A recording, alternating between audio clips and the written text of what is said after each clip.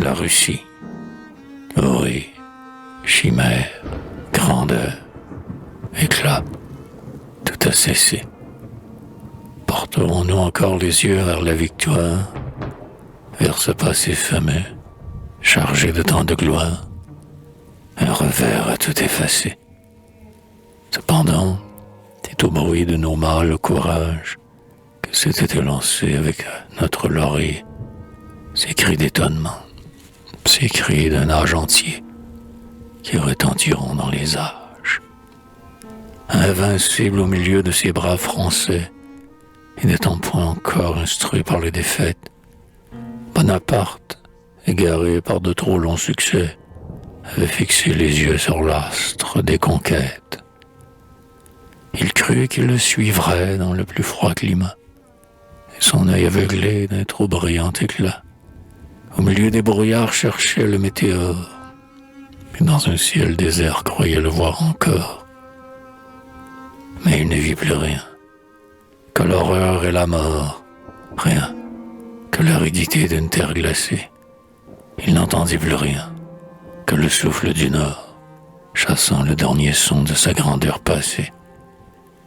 S'il veut autour de lui promener ses regards, que voit-il? Les débris de son immense armée, des squelettes hideux, errant de toutes parts, naguère les appuis de tant de renommée. Des torrents, des rochers, un ciel toujours couvert, qu'un seul reflet du jour dans le lointain colore, et les feux de Moscou qui promènent encore leur funeste clarté sur ce vaste désert. Alors il réfléchit.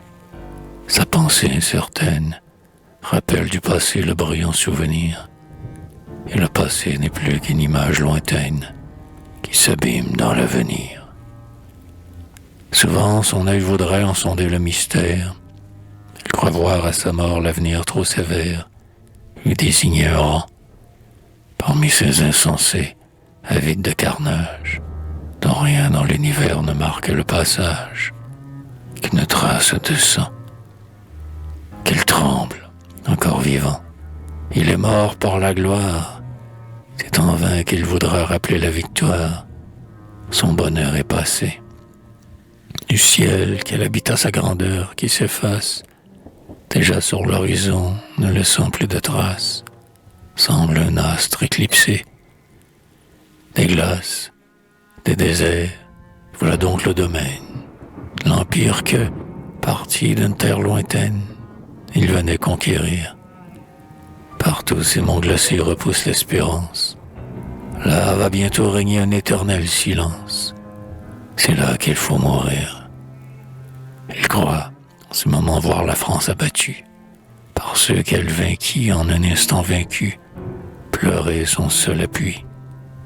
Encore s'il mourait seul, mais cette armée immense, ces nombreux combattants, qu'il redoit à la France, vont périr avec lui. Quel supplice cruel, victorieux encore, les plus nobles lauriers quand leur front se décore, ils mourront sans combat. Ils cherchent l'ennemi les évite, revient, fuit tour à tour, et lance dans sa fuite un perfide trépas. Que craint-il cependant? Dans la neige profonde, il voit ses légions, l'épouvante du monde s'entasser par monceaux, les vivants appuyés sur leurs armes muettes, se traîner lentement, comme d'affreux squelettes, échappés des tombeaux. Naguère on vit marcher cette superbe armée, comme un fleuve dévastateur, sur le front abaissé de l'Europe alarmée, passa son flot dominateur. Rien encore de son nom David n'avait pu réprimer l'effort, mais enfin la glace du Nord enchaîna ce torrent rapide. Au lieu des légions dont le vaste appareil, un peuple de héros annonçait le réveil, c'est un amas confus qui s'appauvrit sans cesse. Des bataillons sans chef, des chefs sans bataillon, cachant leur pauvreté sous de riches haillons, et dont le dénuement accuse la faiblesse. Qui peut donc effrayer leurs farouches rivaux? Est-ce le noble éclat de 30 ans de victoire, qui, même au milieu de leurs maux, semblent les couronner d'un long rayon de gloire.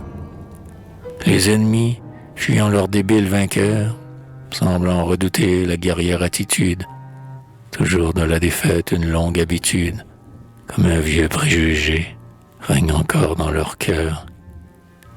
Cependant, c'est le sort qui livre leur vengeance, de ces fiers conquérants la farouche arrogance.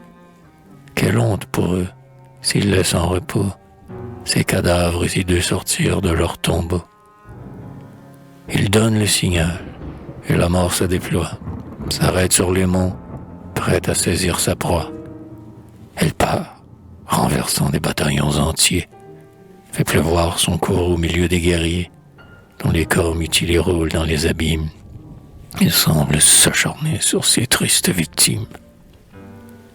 Partout c'est l'ennemi, partout c'est le trépas, comme d'affreux volcans, ces roches menaçantes vomissent sur nos preux des flammes dévorantes et se couronnent de soldats. Mais ce spectacle encore anime leur vaillance. Vers ces rochers en feu leur foule qui s'élance, n'attend point le trépas, mais veut l'aller chercher, et bientôt roule terrassé, comme la vague au loin vers les cieux élancés, qui retombe au pied du rocher.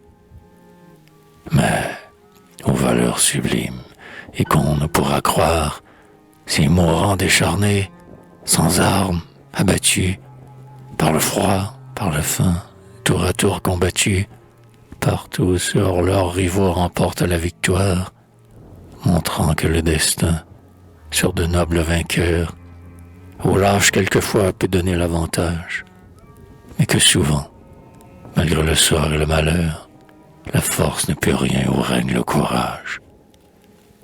Cependant, s'arrachant tant de maux soufferts, entraînant les débris de sa débile armée, le chef des nations quitte ses froids déserts, tel qu'un feu qui s'éteint en traversant les airs, et laisse dans sa course un long trait de fumée.